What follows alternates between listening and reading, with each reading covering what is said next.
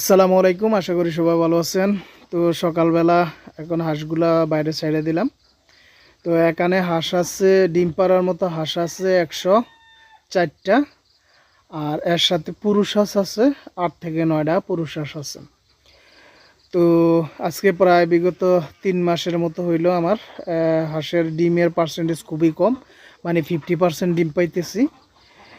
তো 50% ডিম পাইয়া আসলে হাঁস পাইলে আমার মনে হয় না যে কোনো লাভ হইতেছে, কারণ প্রত্যেক সপ্তাহে যে খাবারটা আনতেছি ওই খাবারটা দিতে যাইয়া আমার মানে নিজের পকেট থেকে টাকা এখানে দিতে হইতেছে।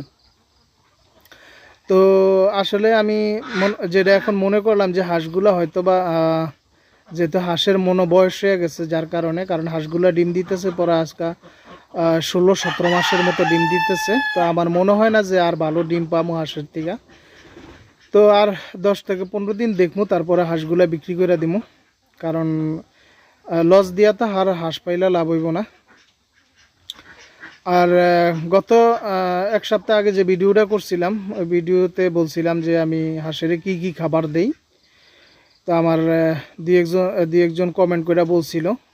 তো এই যে দেখতেছেন এখানে মানে হাঁসের ডিমের পরিমাণ, তো এখানে হয়তো 50টার উপরে আর 50-50 এরকম ডিম পাইতেছি।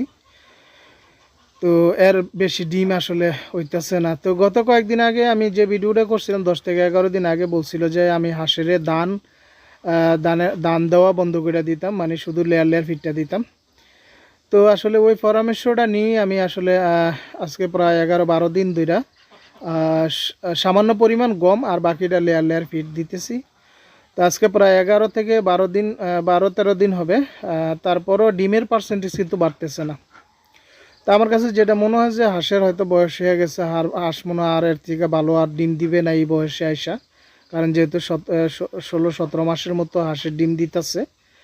তো মনে হয় না, তো হাঁসগুলো আসলে বিক্রি করে দিতে হইব, কারণ এই হাঁস রাইকা তো আর সম্ভব না রাখা। তো এখানে যে মানে আধা কেজির মতো দেখতেছেন, আধা কেজির মতো আমি গম এখানে দিছি, যেটা আনাম গম আধা কেজির মতো।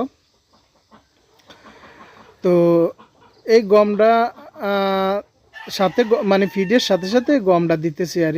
তো বাকিটা পুরো ফিড দিই। তো এখানে আধা কেজির মতো গম আছে, আর এখানে দেখেন প্রায় 3 কেজির উপরে হবে আপনার ফিট আরই, মানে 4 কেজি খাবারের মতো এখন সকালবেলা বাস করে দিব। 3 থেকে 3.5 কেজি ফিট আর এসে আধা কেজি গম, 4 কেজি খাবার এখন দিব আর। তো এখানে দিতেছি গম আর ফিট আজকে 12 দিন, কিন্তু তারপরও ডিমের পার্সেন্টেজ কিন্তু বাড়তেছে না। তো এই খাবারের সাথে দেই একটু খৈরের গুঁড়া দেই। তারপরে এই খাবারের সাথে দিতেছি একটু লবণ। তো লবণটা শুরুর থেকেই আমি দিয়ে দিতেছি, লবণটা সামান্য পরিমাণ মোটা লবণ দিয়ে দিই আর। আর এই লবণের পাশাপাশি আমার আরেকটা মেডিসিন দেয়, এটা হচ্ছে ডিসিবি প্লাস যে পাউডারটা, এই যে এটা ডিসিবি প্লাস পাউডার। তো ডিসিবি প্লাস পাউডারটাও আমি শুরুর থেকে দিয়ে দিতেছি, যে সঙ্গে আমি ডিমের পার্সেন্টেজ প্রায় 80-85-90% ডিম পাইছি, তখন আমি দিছি। আর খাবার পানির সাথে দিতেছি এই যে জিঙ্ক, নিয়মিত সপ্তাহে মিনিমাম 3 বার। আর দিতেছি ক্যালসিয়াম, তাও সপ্তাহে মিনিমাম 3 বার দিতেছি। তার সাথে আছে এই যে এক ফর্মুলা, যেটা হাঁসের ডিম উৎপাদন বেশি করতে সাহায্য করে নাকি। তো এটাও আমি শুরুর থেকেই খাওয়াইতেছি, এক ফর্মুলা। তারপরে আছে ইসেল, যে ইসেল ও আমি খাওয়াইতেছি সপ্তাহে, ইসেলটা দিতেছি সপ্তাহে 2 বারের মতো। তো এগুলা দিতেছি খাবার পানির সাথে। আর খাবার তো দেখাইলামই। তা আসলে তারপরও আমি আসলে ভালো পার্সেন্টেজে ডিম পাইতেছি না, জানি না। আর মনে হয় না যে হাঁসের থেকে আর চাইতে ভালো ডিম আর পামো কি না।